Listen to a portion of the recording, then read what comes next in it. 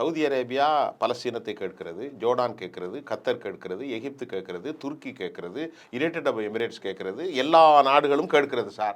இந்தியாவும் கேட்கிறது சார். அது தெரியுமா உங்களுக்கு? திரும்ப அதை தான் சொல்றேன். நாங்கள் எப்பொழுதுமே பலஸ்தீனம் என்பது ஒரு தனி நாடாக வேண்டும் என்பது. வேற எதுக்கு சார் அவரை தீவிரவாதின்னு சொல்றீங்க? பலஸ்தீனத்தை நாங்கள் சொல்லவே இல்லை. ஹமாஸ் தீவிரவாதிகளை தீவிரவாதின்னு தானே சொல்லணும். சரி, பலஸ்தீனத்துக்கு விடுதலை வேண்டும், ஒரு தனி நாடு வேணுமா இல்லையா?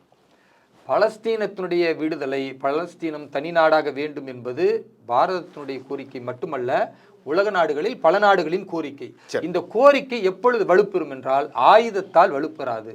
தொடர்ந்து ஜனநாயகத்தின் அடிப்படையில் போராடுவதன் மூலம் உலகத்தில் உள்ள எல்லா நாடுகளையும் ஒன்றிணைய வைத்து இந்த கோரிக்கையை வலுப்படுத்துவதன் மூலம் அமெரிக்காவும் இதை ஒப்புக்கொள்ளக்கூடிய சூழல் வரும்பொழுதுதான் நடக்குமே தவிர, ஒரு சில இனக்குழுக்களோ அல்லது சில மத குழுக்களோ ஆயுதங்களை கொண்டு போய் நீங்கள் இஸ்ரேலை தாக்குவதன் மூலம் அங்கு இருக்கக்கூடிய யூத அப்பாவி மக்களை கொள்ளுவதன் மூலம் நடக்கும் என்று நினைத்தால் அது மிகப்பெரிய அளவிற்கு இஸ்லாமிய குழந்தைகளும் பெண்களும் கொல்லப்படக்கூடிய இன்றைய நிலை இருக்குல்ல, அதுதான் தொடரும்.